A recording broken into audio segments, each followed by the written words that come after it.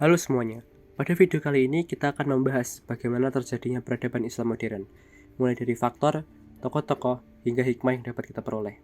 Sebelum itu, kita harus tahu apa yang mendorong terjadinya peradaban ini. Di awal periode ini, kondisi dunia Islam secara politis berada di bawah kendali kolonial. Teknologi perkapalan dan militer barat berkembang pesat, sehingga mereka menjadi penguasa lautan dan bebas melakukan kegiatan ekonomi ke seluruh dunia. Kehancuran kerajaan Safawi dan Mughal pada abad ke-18 sampai abad ke-19 di tangan Inggris membuat Eropa lebih mudah menjajah negeri-negeri Islam. Baru pada abad ke-20, Islam mulai bangkit dari penjajah barat. Pada titik ini, muncul kesadaran umat Islam terhadap kelemahan dirinya dan munculnya dorongan untuk memperoleh kemajuan dalam berbagai bidang, khususnya iptek. Munculnya dorongan tersebut didasari oleh beberapa faktor yang kuat untuk memulihkan kembali kekuatan Islam. Pertama, diawali oleh keinginan untuk memurnikan ajaran Islam dari unsur-unsur asing yang dipandang sebagai alasan kemunduran Islam. Dua, masuknya ilmu pengetahuan dan gagasan-gagasan pembaruan dari Barat melalui pengiriman pelajar Muslim ke negara Eropa. Yang terakhir disebabkan oleh kondisi negara-negara Arab yang berada di bawah jajahan negara Eropa. Pembaruan di beberapa negara tidak terlepas dari peran tokoh-tokoh Muslim, seperti Muhammad Ali Pasha yang mengirimkan 311 pelajar Mesir untuk belajar ke Eropa, Rifa'ah Baudawi Rafi'at At-Tahtawi yang menerjemahkan banyak buku dan risalah asing ke bahasa Arab, Jamaluddin Al-Afghani yang menggagas ide pan-Islamisme, yaitu paham yang bertujuan menyatukan seluruh umat Islam di dunia. Muhammad Abduh yang menyerukan bahwa pintu ijtihad masih terbuka lebar bagi umat Islam. Lalu Rashid Ridho dan Muhammad Iqbal yang ingin membangun peradaban Islam baru di era modern.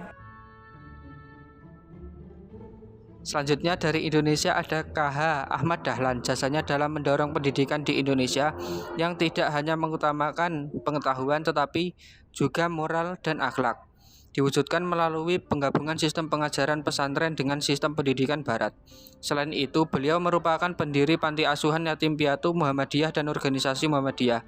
Diikuti KH Hasyim Asy'ari yang merupakan pendiri pesantren Tebu Ireng, Jombang, Jawa Timur, yang saat itu dusun Tebu Ireng penuh dengan perbuatan maksiat.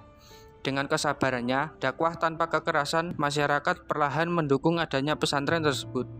KH Hasyim Asy'ari juga merupakan pendiri organisasi Nahdlatul Ulama.